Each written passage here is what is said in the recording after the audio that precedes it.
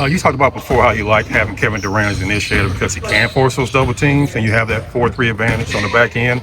But he was fourth in shots last game. If the teams continue to kind of struggle shooting, would you like to see him more in the mid range and not necessarily as the initiator, so he can't get those easier shots? Yeah, I think it's a balance for sure. The main thing is the turnovers and us, not being aggressive out of it or converting out of it. We've done decent at times this year, and at times we've struggled. But the balance there is, yes, not just having him handle every time, where he can hit and take it out of his hands. But they're doubling a lot of his actions. It's not just when he's as a handler. It's off ball, switching and then doubling. So if the team wants to go after you and try to double you, they can do that regardless. And you have to be better behind it. Coming home down 0-2, what's your biggest message to the team right now? We're guarding well enough. Offense is struggling at times. We want to play with more pace and transition, early offense and half court. But be confident, aggressive, take advantage of those numbers. And 2-0 is nothing. We've all kind of been there before. I know I have. And, things flip quickly in a series, but stay aggressive and confident. We've seen some things that worked well when we've gotten back in the game, or even not being at our best. We've been at a small deficit, so if we can clean up some of those things offensively, we're guarding well now. Do you anticipate your rotation staying pretty much the same, or are there tweaks that you want to make in terms of usage and minutes? There'll be some tweaks for sure. Do you expect Dorian to perhaps get in the lineup and get on the floor? Is he available to play? Yes, he is. Depending on if we play more small ball, for sure, it's an option. He just played 10 minutes in the last game. Do you anticipate that being kind of his playing time as the series goes on, or is that something to go up? Or will that what? Will Reed's playing time go up, or do you expect it to stay around 10 minutes? No, definitely up from that.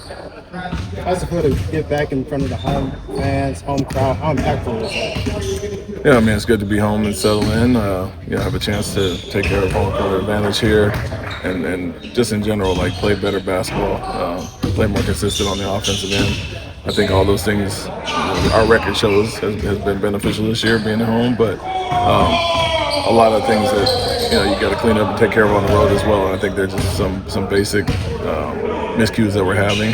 Like I said, defensively hasn't been the issue.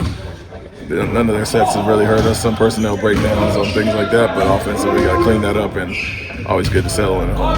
How much of this is simply making shots? It's a little bit of both. I think not only making, but taking the right ones and being aggressive and making them pay when they sell out on Kevin. And so we got enough guys that can make those plays. I think second guessing at times has taken us out of some, but we have missed quite a few easy shots in the paint as well. And obviously a game changes because of that, but you don't want to just rely on that. If they're gonna sell out on Kevin, we have to make a pay. It looks like the Lakers are successfully scrambling pretty well off the Durant trap. Do you want your guys to play faster and process faster so they can do that? Definitely. That's the pace I'm talking about in the half court. Anytime we hold it or are stagnant, they get back and they get set. There's no advantage, and we have a lot of late clock situations.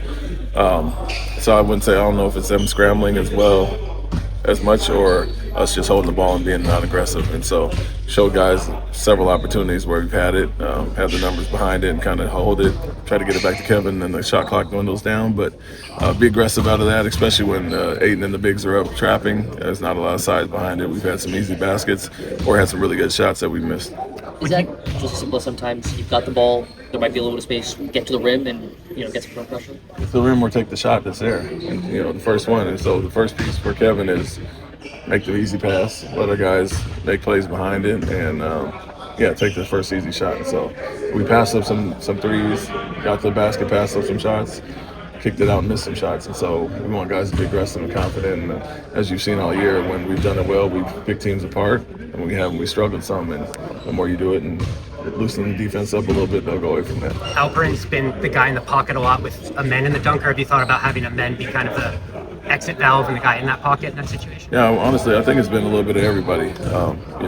They're going to double with whoever. And so if Alpe's up there, and like I said, Ayton's up on the ball, and there's not a lot of size, he's got some dunks and easy things at the basket. But they're switching with everybody, so we're not matchup hunting as much as one Alperen and I'm meant to be our facilitators in the pocket.